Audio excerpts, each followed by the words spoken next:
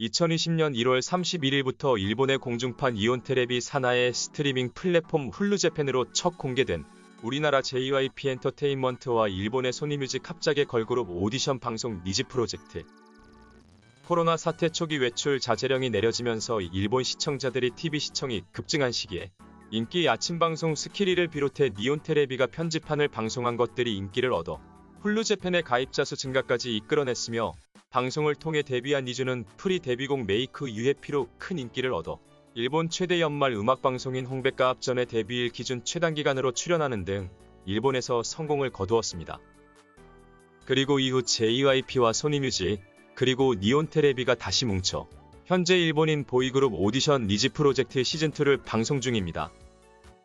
2010년부터 시작된 일본에서의 소위 2차 한류붐이라 불리는 한류의 핵심은 K-팝이었습니다. 니즈 프로젝트 시즌1으로 데뷔한 니즈는 현재 멤버 한 명만이 미일 혼혈 멤버이고 이외 전원이 일본인인 그룹임에도 일본에서 K-팝 아티스트로 분류됩니다. 이렇게 분류되는 데에는 몇 가지 이유가 있습니다. 일단 니즈 프로젝트 자체가 방송은 니온TV, 음반 유통은 소니뮤직 재팬을 통해 했지만 오디션 과정에서의 트레이닝과 데뷔 그룹 자체의 프로듀싱 및 트레이닝은 모두 JYP 엔터테인먼트가 도맡아서 했습니다. 사실 이 방송은 표면적으로는 일본과 미국 등에서 지역 예선을 거친 일반인 참가자들의 오디션 같아 보였어도 JYP의 우리나라 본사에 있던 일본인 연습생 3명과 한일 혼혈 1명이 함께 2차 오디션에 참여하는 등 본질은 JYP의 새 걸그룹을 일본인 중심으로 만들기 위한 기획이었습니다. 오디션은 지역 예선에서 뽑힌 참가자들이 JYP의 연습생 4명과 함께하는 도쿄 합숙 오디션을 통해 인원이 추려진 후 추려진 인원들은 우리나라의 JYP 엔터테인먼트 본사인 JYP 센터에서 직접 트레이닝을 받으며 오디션을 거쳐 최종 멤버가 선발되었습니다. 지역 예선, 도쿄 합숙, 우리나라에서의 최종 합숙 과정을 거치면서 모두 JYP 엔터테인먼트의 스태프들과 JYP만이 직접 트레이닝과 심사를 했습니다. 파트2로 불리는 한국 합숙 때는 아예 우리나라 JYP의 본사가 면밀하게 소개됨과 함께 모든 트레이닝이 우리나라에서 진행됐습니다. 심지어 경연곡도 JYP 소속 혹은 출신 아티스트들의 곡이거나 JYP가 작곡한 한국어 곡들로만 진행됐습니다. 일본어로도 회화 소통이 가능한 JYP, 그리고 JYP의 일본인 아티스트들이 심사에 참여할 때 말고는 모든 과정은 한국어로 진행되다 보니 보컬이나 댄스 트레이닝도 모두 한국의 스태프들에게 받았으며 이 과정에서 통역이 가능한 스태프가 옆에 붙어서 통역을 돕거나 한국어가 가능한 JYP의 일본인 연습생들이 일반 참가자들에게 대신 트레이너들의 이야기를 일본어로 전달하는 식으로 진행되어야 했습니다. 그리고 이 모든 과정이 오디션 방송을 통해 공개되었습니다.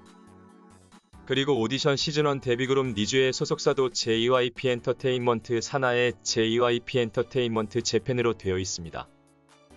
그래서 데뷔 초부터 니즈라는 그룹의 정체성에 대한 논란이 없었던 것은 아니나 현재 일본에서 니즈는 K-팝으로 분류됩니다. 순수하게 우리나라의 프로듀싱 시스템으로 우리나라의 기획사 소속으로 데뷔를 했기 때문입니다. 그런데 니즈는 일본 내에서 K-팝으로 분류를 하고 있지만 정작 이들이 우리나라에 정식 데뷔를 한 것은 2023년 10월 30일 싱글 프레스 플레이를 발표하면서부터였습니다.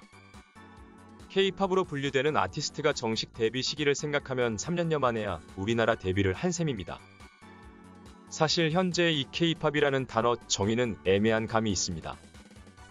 단어로 보면 우리나라의 팝 음악을 지칭하는 말인데 실질적으로는 댄스 그룹 가수들을 중심으로 이 단어가 쓰입니다. 이는 해외에서도 그렇습니다. 특히 우리나라의 주류 음악방송은 사실상 이러한 댄스 그룹들이 중심이 되는 방송이 되었고 이외 장르의 가수들은 간헐적으로 출연하거나 심야 음악방송 등으로 나뉘어서 출연을 하면서 댄스 그룹 이외의 아티스트들은 더욱 K-팝이라는 카테고리로 쉽게 묶이지 못하는 모습이 되었습니다.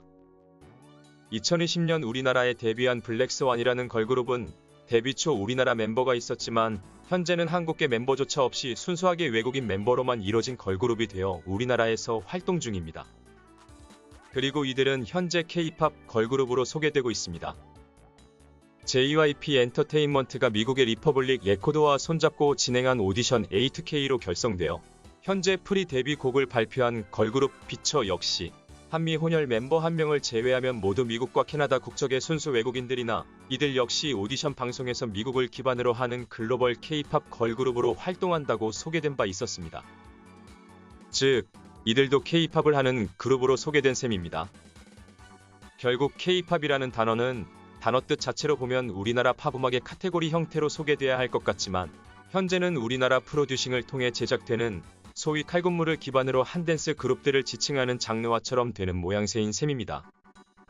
이러한 K-팝이라는 장르화가 장기적으로 득이 될지 실이 될지는 알 수 없는 일이나 향후 K-팝이라는 이름이 댄스 그룹을 지칭하는 장르화로 정의가 될지 아니면 우리나라 대중음악을 지칭하는 카테고리화로 정의가 될지에 있어 하나의 분기점이 될 것으로 보입니다. 해외 각 국가의 현지 멤버들을 중심으로 제작되는 현지화 그룹들의 기획은 한류 3.0, K-팝 3.0이라는 형태로 소개되며 소위 4대 기획사라 불리는 기획사들마다 적극적으로 진행 중에 있는 상황에서 향후 K-팝은 어떤 형태로 정의되게 될까요?